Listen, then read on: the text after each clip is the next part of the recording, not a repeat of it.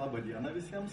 Aš esu Julius Ruseckas, dabartiniu metu dirbu Teorinės fizikos ir astronomijos institute, esu mokslo darbuotojas ir esu dėkingas Jaunųjų mokslininkų sąjungai už galimybę čia pasidalinti kai kuriomis mintimis, kaip reikėtų siekti, kad Lietuvos mokslininkai būtų tikrai pasaulinio lygio. Tai mano nuomonė, aišku, tam reikia bent jau dviejų bazinių dalykų. Tai yra pakankamai pinigų ir dar vienas dalykas, kuris yra nemažiau svarbus už pinigus, tai yra žmonių. Ir pavyzdžiui, toj srity, kur aš dirbu, yra gana geras pavyzdys, iliustruojantis, kad žmonės kartais netgi yra svarbiau už pinigus. Dabartiniu metu aš dirbu tokioje srityje, tai yra šaltų atominių dujų tyrimas. Ir ten aparatūra pati, aišku, jinai nepigi, bet tai nėra tokia jau super brangi. O laboratorijų, kurios pasaulyje galėtų tos tyrimus daryti, yra ganėtinai nedaug. Pagrindinė problema tame, kad yra labai mažai žmonių, kurie sugebėtų tą daryti, nes ten reikia turėti plačių žinių iš įvairių sričių ir tokių žmonių tikrai yra nedaug. Taigi, norint išvystyti Lietuvoje pasaulinio lygio mokslininkus, jas išugdyti, be pakankamo finansavimo, tai yra labai svarbu, kad būtų tinkama aplinka, kad būtų kolegos, kurie galėtų tos pasaulinio lygio mokslininkus ugdyti. Jeigu pažiūrėti į garsių mokslininkų Nobelio premijos laureatų biografijas, tai aišku, ten yra išimčių, bet turbūt didesnė dalis iš jų neatsirado vakuume. Jie visi atsirado laboratorijose ir įstaigose, kurios ir taip jau turėjo pakankamą lygį ir buvo gana garstos.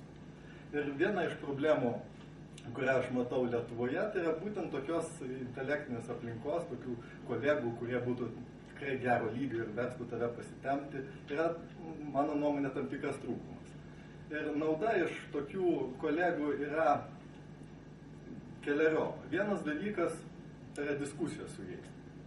Diskutuojant, kartais iškyla minčių ir naujų idėjų, kurių pats nesugalvos.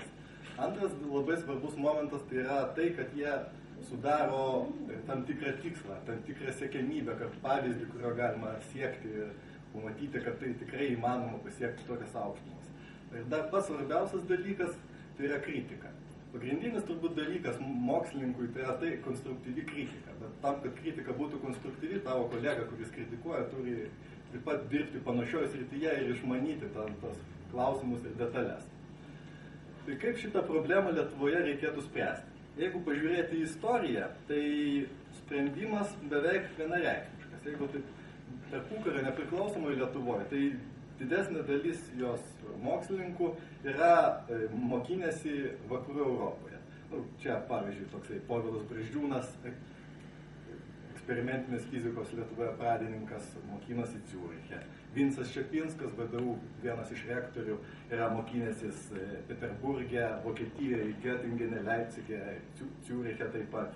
Jeigu pažiūrėti po karo tarybinę Lietuvą, tai irgi tendencija panaši. Tai yra, iš esmės, tie geresni mokslininkai, jie buvo mokinęsi Maskvoje, buvo mokinęsi Leningrade, kai kurie netgi turėjo galimybę išvažiuoti į užsienį. Pavyzdžiui, vienas iš turbūt pačių garsiausių Lietuvos mokslininkų, Adolfas Jucys, buvo išvažiavęs į Angliją ir važiavosi pas tos savo srities vieną iš pradininkų ir lyderių Rartį.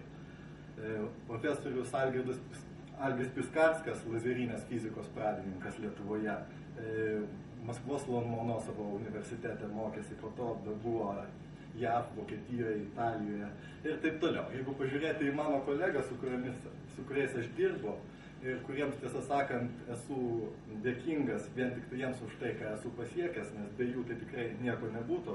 Tai pavyzdžiui, mano darbo vadovas Bronislavas Kaulakys yra buvęs Maskvoje ir Vokietijoje. Gediminas Juzeliūnas, su kuriuo aš dabar glaužiausiai bendradarbiauju, yra buvęs JAV, Vokietijoje ir Anglijoje. Taigi, toks sprendimas tos problemos, kad tinkamos intelektinės aplinkos yra tiesiog važiuoti ten, kur yra pasaulinio mokslo centrai. Ir tiesą sakant, tas dabar ir vyksta. Tik tai yra problema, kad tie, kurie išvažiuoja, jie dažnai pasilieka ir nebegrįžta į Lietuvą. Ir čia kalbama daug apie protų nutekėjimą. Aišku, protų nutekėjimas turi daugybę neigiamų pusių, bet aš norėčiau paminėti, kad ne vien viskas yra vien ir blogai. jeigu žmogus išvažiuoja ten, kuris gali pilnai save atskleisti ir realizuoti save, tai Lietuvai galbūt tai netgi ir naudinga, nes galbūt yra klaidinga manyti, kad jis Lietuvoje pasilikęs padarys tą patį. Gali būti, kad taip ir nebus, kad Lietuvoje pasilikęs jisai niekur nepasieks, o tai, kad jis išvažiavęs į užsienį kažką pasiekė, tai jau yra gerai. O kaip tautos laikytis?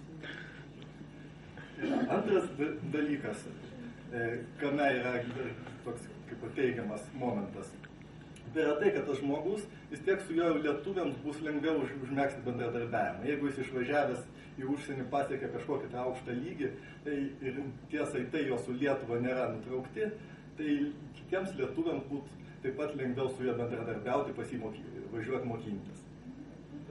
Kitas, aišku, būdas, kaip skatinti tą intelektinę atmosferą Lietuvoje, tai yra kaip čia buvo minėta, yra kvietimas kitų mokslininkų, garsių mokslininkų į Lietuvą.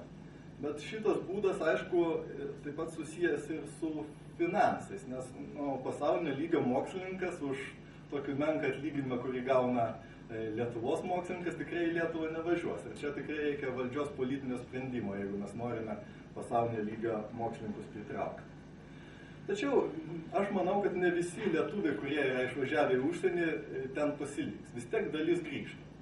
Ir būtent tie grįžtantieji po truputį, mano nuomonė, ir sukaups tą intelektinį potencialą, kuris reikalingas pasaulinio lygio mokslo tyrimams vystyti. Aišku, pagrindinis dalykas, ko reikia, kad žmogus grįžtų į Lietuvą, yra idealizmas. Nes vis tik tai jis iškeičia geresnės sąlygas užsienyje į blogesnės sąlygas Lietuvoje. Ir valdžia to idealizmo mažai gali įtakoti. Bet galima padaryti nors truputį, bandyti daryti Lietuvos mokslo įstaigas atviresnės, galbūt ir finansiškai padėti grįžtantiems, nes grįžimas visą laiką yra susijęs su įvairiais sunkumais. Tai maždaug tiek. Ačiū uždėmesį. Jeigu turim konkrečių klausimų, tai prašom užduoti. Klausimų nėra, tai dar kartą ačiū pranešėjai. Dabar